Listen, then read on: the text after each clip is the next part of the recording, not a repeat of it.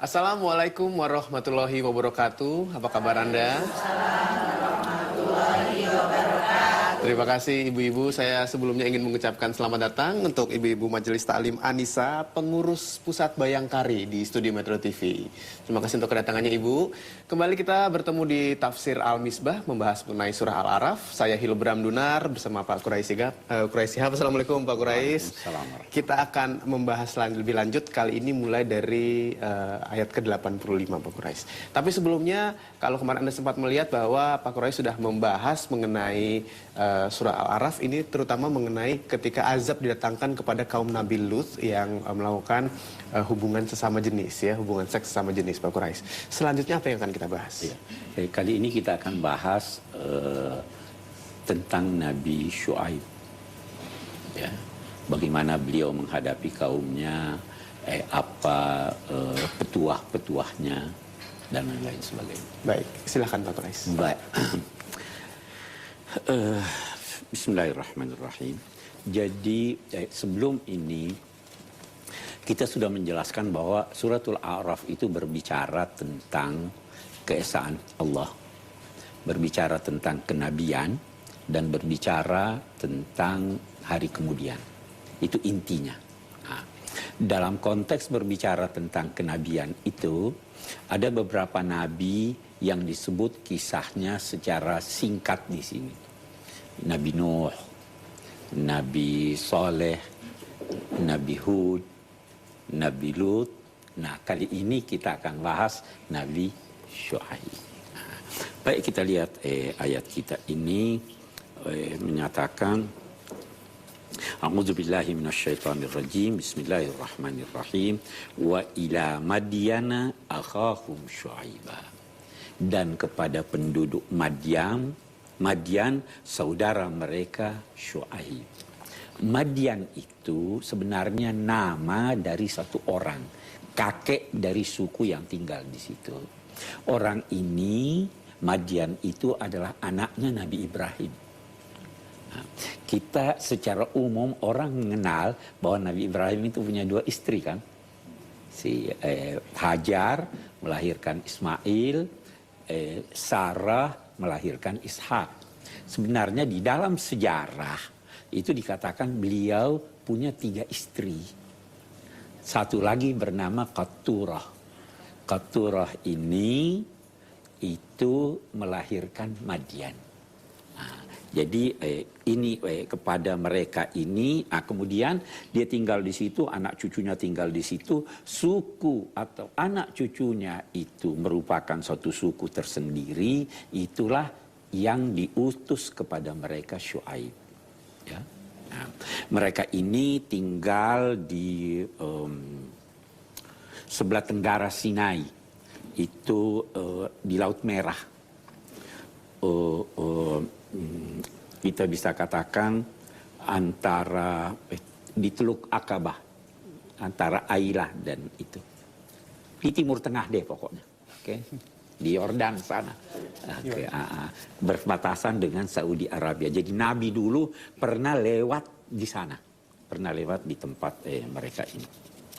Baik, ini Syuaib sebagaimana nabi-nabi yang lalu, di sini kita pernah baca, itu selalu yang pertama diucapkannya kepada kaumnya, "U'budullah ma lakum min ilahin ghair." Sembahlah Allah, tidak ada Tuhan selain Dia. Saya dalam episode yang lalu sudah menjelaskan apa makna sembah, apa makna beribadah kepada Allah, dan kenapa para nabi ini selalu mengajak pertama kali kepada penyembahan Allah, karena tidak ada artinya amal kebajikan Anda, wahai umat manusia seluruhnya, kalau Anda tidak mengakui keesaan Allah. Jadi itu yang pertama selalu dikatakan, qad ja'atkum bayyinatum mir rabbikum.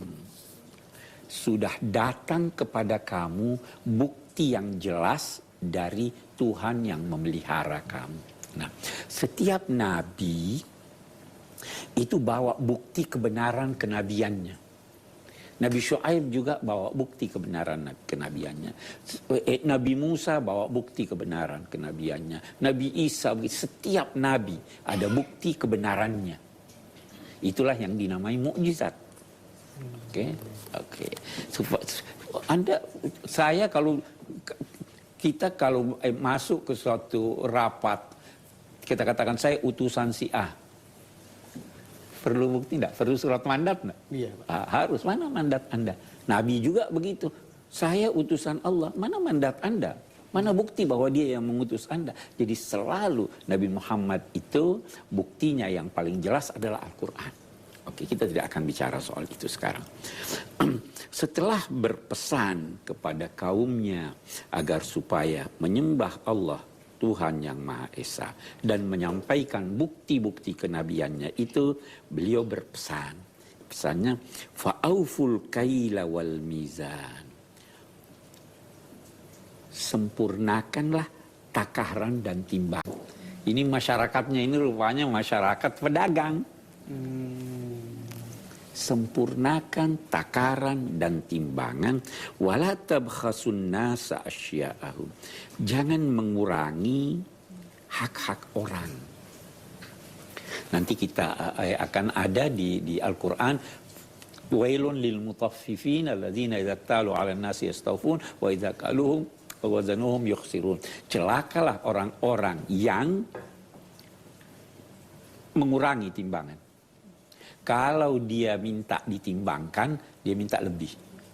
Kalau dia yang menimbang, dia kurangi. Itu celaka itu orang-orang semacam. Ya kan? Sampai sekarang masih ada kayak gitu kan? Wah, masih banyak.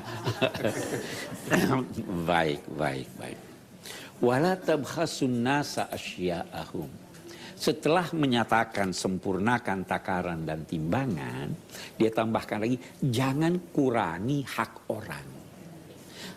Ini bisa bermakna banyak sekali. Bisa bermakna jangan cela orang yang tidak ada celaan. Ya kan itu kan mengurangi haknya. Jangan kurangi hak orang, misalnya orang yang seharusnya dihormati, hormati dia. Demikian seterusnya. Jadi jangan kurangi apa yang mestinya sempurna. Jangan cela orang yang bukan itu celanya. Jadi bukan hanya dalam soal timbangan atau takaran. Wala tabkhasun nasa asya'ahum wala tufsidu fil ardi ba'da islahiha. Dan janganlah kamu melakukan pengerusakan di bumi. Jangan melakukan pengerusakan lingkungan.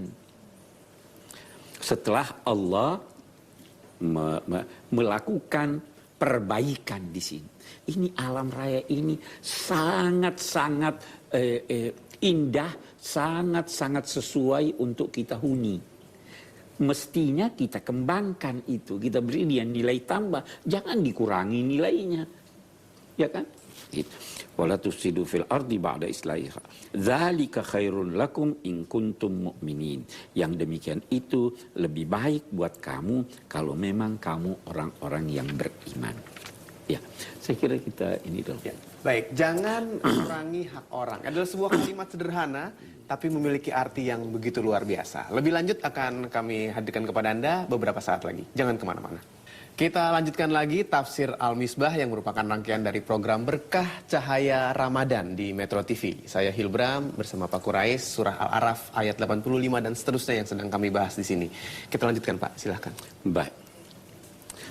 Setelah dia memberi pesan-pesan ini, ayat ini menyatakan atau Nabi Syuaib menyatakan zalikum khairul lakum in kuntum mu'minin.